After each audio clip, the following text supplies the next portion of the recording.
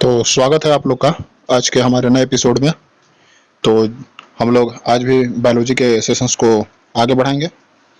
तो जैसा कि आप लोग जानते हैं, हम लोग बोन को लेकर डिस्कस कर रहे थे, जो भी इम्पोर्टेंट क्वेश्चन था जो कि एग्जाम में आ सकते थे। तो आज भी हम लोग उसी चैप्टर को आगे बढ़ाते हुए जितने भी इम्पोर्टेंट क्वेश्चन हैं जो कि एग्जाम में पूछे गए हैं और जो एग्जाम में आ सकते हैं, वो सभी इम्पोर्टेंट क्वेश्चन हम लोग आज सॉल्व करेंगे। ये सारे क्वेश्चन इंपॉर्टेंट क्वेश्चन है। तो चलिए आज के क्वेश्चंस को बहुत जल्दी नोट कीजिएगा। चलिए चलते हैं हम लोग अपने पहले क्वेश्चंस की तरफ। आज का हमारा पहला क्वेश्चन है, किस द्रव की कमी के कारण मनुष्य में गठिया नामक रोग हो जाता है। ऑप्शन नंबर ए में है कचाप द्रव, बी में है साइनोवियल द्रव, सी में है वसा और डी में है प्लूरल द्रव। तो आसान क्वेश्चन है, बताइए किस द्रव की कमी के कारण मनुष्य में गठिया नामक रोग हो जाता है। तो साइनोवियल द्रव की कमी के कारण मनुष्य में गठिया रोग हो जाता है। ऑप्शन नंबर बी सही है। अगले क्वेश्चन की तरफ चलते हैं। पूछा गया है, साइनोवियल द्रव कहाँ पाया जाता है। अस्थियों के अंदर, अस्थियों के जोड़ के पास, मस्तिष्क में और छाती में। तो साइनोवियल द्रव कहाँ पाया जाता है। तो जैसा कि आप लोग जानते हैं, साइनोवियल द्रव अस्थियों के जोड़ के पास पाया जाता है, जिसकी कमी के कारण गठिया रोग हो जाता है। हमने आपको पहले क्वेश्चन में बताया। तो साइनोवियल द्रव अस्थियों के जोड़ के पास पाया जाता है। ऑप्शन नंबर बी सही है। अगले क्वेश्चन की तरफ चलते हैं। थर्ड क्वेश्चन में पूछा गया है कि अस्थि कोशिका कितने प्रकार की होती है। अस्थि कोशिका कितने प्रकार की होती है। 2 प्रकार की, 5 प्रकार की, 3 प्रकार की और 4 प्रकार की। तो देखिए यहाँ क्वेश्चन में पूछा गया है अस्थि कोशिका। ऐसा क्वेश्चन एक बार पूछा गया है, इसीलिए हमने इस क्वेश्चन को डाला हुआ है। तो अस्थि कोशिका 3 प्रकार की होती है, ऑस्टियोक्लास्ट, ऑस्टियोब्लास्ट और ऑस्टियोसाइट। आगे आपको नाम मिलेगा। तो ऑप्शन नंबर सी में है 3। अगले क्वेश्चन की तरफ चलते हैं। अगले क्वेश्चन में देखिए उन तीनों अस्थियों का नाम दिया गया है, ऑस्टियोक्लास्ट, ऑस्टियोब्लास्ट और ऑस्टियोसाइट ऑप्शन में है। और इसका क्वेश्चन हम लोग देखते हैं क्या पूछा गया है। पूछा गया है कि निम्नलिखित में कौन सी अस्थि कोशिका अस्थि का निर्माण करती है। तो यह भी आप लोग को जानना जरूरी है।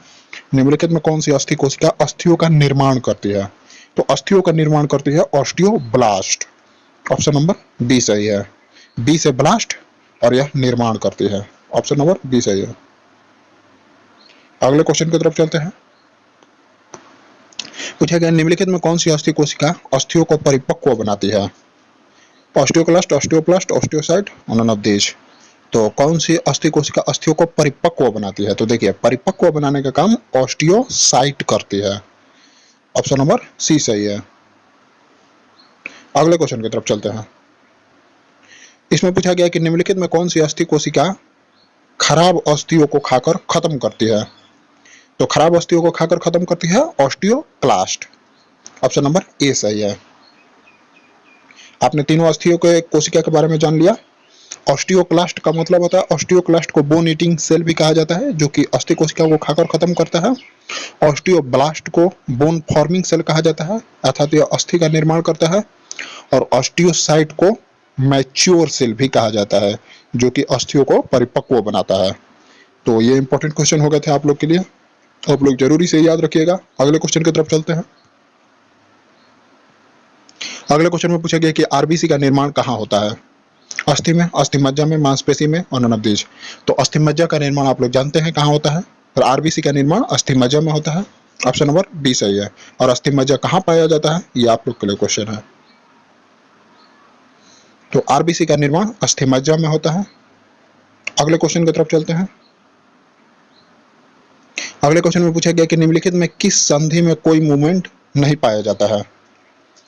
Slightly movable joint, freely movable joint, रेशेदार संधि और नॉन ऑफ दीज। तो देखिए यहाँ हमने ऑप्शन में जानबूझकर रेशेदार संधि डाला हुआ है। रेशेदार संधि का एक और नाम भी है इमूवेबल ज्वाइंट। तो कोई मूवमेंट नहीं पाया जाता है, तो रेशेदार संधि में कोई मूवमेंट नहीं पाया जाता है। रेशेदार संधि का एक और नाम भी है इमूवेबल ज्वाइंट। तो कभी कभी ऑप्शन में सिर्फ रेशेदार संधि पूछा जाता है, तो इसीलिए हमने ऐसा क्वेश्चन डाला। तो ऑप्शन नंबर सी सही है। अगले क्वेश्चन की तरफ चलते हैं। अगले क्वेश्चन में पूछा गया कि निम्नलिखित में कौन बॉल एंड सॉकेट ज्वाइंट का एक प्रकार है। Knee joint, elbow joint, shoulder joint और अंगूठा। इंपॉर्टेंट क्वेश्चन आप लोग के लिए और आसान क्वेश्चन है। बॉल एंड सॉकेट ज्वाइंट का एक प्रकार है तो शोल्डर ज्वाइंट। एक क्वेश्चन ऐसा भी और पूछा गया है। चलिए अगले क्वेश्चन की तरफ चलते हैं। इसका ऑप्शन नंबर सी सही है। अगले क्वेश्चन की तरफ चलते हैं। देखिए अगले क्वेश्चन में पूछा गया है निम्नलिखित में कौन बॉल एंड सॉकेट ज्वाइंट का एक प्रकार है। ऐसा क्वेश्चन पूछा गया था जिसमें शोल्डर ज्वाइंट नहीं था। तो ऑप्शन नंबर ए में है knee joint, elbow joint, hip joint और अंगूठा। तो कौन बॉल एंड सॉकेट ज्वाइंट का एक प्रकार है। तो देखिए शोल्डर ज्वाइंट तो हमारा हो ही गया था, एक हिप ज्वाइंट भी हमारा शोल्डर ज्वाइंट है, एक हिप ज्वाइंट भी बॉल एंड सॉकेट ज्वाइंट है। तो ऑप्शन नंबर सी सही है। अगले क्वेश्चन की तरफ चलते हैं। इसमें पूछा गया निम्नलिखित में कौन एक हिंज ज्वाइंट का प्रकार है। Knee joint, carpals, hip joint और अंगूठा। तो जैसा कि आप लोग जानते हैं नी ज्वाइंट हिंज ज्वाइंट का एक प्रकार है। क्वेश्चन में ऐसे पूछा गया था कि नी ज्वाइंट किस प्रकार का ज्वाइंट है। तो नी ज्वाइंट एक हिंज ज्वाइंट है। आप लोग याद रखिएगा हिंज ज्वाइंट का मतलब होता है कि सिर्फ एक ही साइड वो मूवमेंट कर सकता है। जैसे एक दरवाजा आगे पीछे, सिर्फ आगे पीछे ही मूवमेंट करता है, उसी तरह नी ज्वाइंट होता है। तो ऑप्शन नंबर ए सही है। अगले क्वेश्चन की तरफ चलते हैं। पूछा गया निम्नलिखित में कौन एक हिंज ज्वाइंट का प्रकार है। Elbow joint, carpals, hip joint और अंगूठा। तो देखिए इसमें एल्बो ज्वाइंट हो जाएगा। एल्बो ज्वाइंट भी एक हिंज ज्वाइंट है। नी ज्वाइंट और एल्बो ज्वाइंट एक हिंज ज्वाइंट है। केहुनी को कहा जाता है elbow joint. Option number A सही है। अगले क्वेश्चन की तरफ चलते हैं। पूछा गया निम्नलिखित में कौन एक ग्लीडिंग ज्वाइंट का एक प्रकार है। यह भी आप लोग के लिए जानना जरूरी हो जाता है। तो कार्पल्स और टार्सल्स एक ग्लीडिंग ज्वाइंट का प्रकार है। कार्पल्स और टार्सल्स ग्लीडिंग ज्वाइंट है। ग्लीडिंग ज्वाइंट का मतलब होता है कि जो एक दूसरे पर फिसलते हैं और थोड़ा सा गति मिलता है। तो ऑप्शन नंबर बी सही है। अगले क्वेश्चन की तरफ चलते हैं। पूछा गया निम्नलिखित में कौन एक सैडल ज्वाइंट का एक प्रकार है। सैडल ज्वाइंट का एक प्रकार है एल्बो ज्वाइंट, कार्पल्स और टार्सल्स, हिप ज्वाइंट और अंगूठा। तो ये भी इंपॉर्टेंट क्वेश्चन हो जाता है, पूछा गया है। तो सैडल ज्वाइंट का एक प्रकार है अंगूठा। अंगूठा किस प्रकार का ज्वाइंट है। अंगूठा एक प्रकार का सैडल ज्वाइंट है। ऑप्शन नंबर डी सही है। अंगूठा एक सैडल ज्वाइंट है। यह बॉल एंड सॉकेट ज्वाइंट के समान ही होता है और यह अंदर ही अंदर सभी दिशा में मूवमेंट करता है। चलिए चलते हैं अगले क्वेश्चन की तरफ। बनावट के अनुसार हड्डियां कितने प्रकार की होती है। इंपॉर्टेंट क्वेश्चन है, पूछा गया है बनावट के अनुसार हड्डियां कितने प्रकार की होती है। बनावट के अनुसार हड्डियां 5 प्रकार की होती है। देखिए जितने भी हम लोग हमने क्वेश्चन लाया हुआ है ये सभी पूछे गए क्वेश्चन है और सभी इंपॉर्टेंट क्वेश्चन है, सभी कंपटीशन के लिए। तो आप लोग क्वेश्चन को स्किप मत कीजिएगा।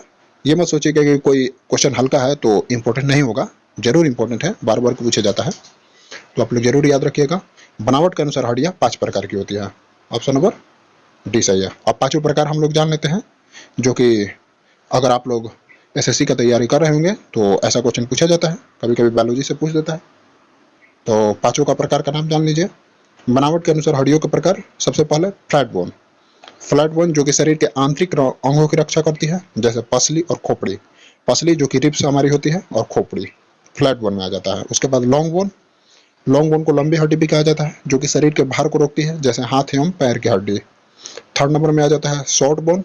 शॉर्ट बोन जो कि आकार में छोटे होते हैं और स्थायित्व प्रदान करते हैं, जैसे टार्सल्स एंड कार्पल्स। चौथा इरेगुलर बोन, जिसे अनियमित हड्डी कहा जाता है, जो कि अलग अलग आकृति में होती है, जैसे कशेरुक दंड की हड्डी अर्थात वर्टिब्रल कॉलम में, जिसका कोई आकार निश्चित नहीं होता है। और पांचवा सिस्मोइड बोन, जो कि कार्टिलेज का ही कठोर रूप होता है, जैसे पटेला। तो हड्डियों के 5 प्रकार को हम लोगों ने जान लिया। चलिए चलते हैं, अब रहने देते हैं, आज के लिए बस इतना है। वीडियो को अच्छा लगा होगा तो जरूर लाइक कीजिएगा। कल हम लोग इससे भी इंपॉर्टेंट क्वेश्चंस को करेंगे। आज का हमारा ये चैप्टर खत्म हो चुका है, कल हम लोग मस्कुलर सिस्टम से कुछ क्वेश्चंस को करेंगे। तो रहने देते आज के लिए बस इतना है। वीडियो को अच्छा लगा होगा तो जरूर लाइक कीजिएगा। जय हिंद, जय भारत,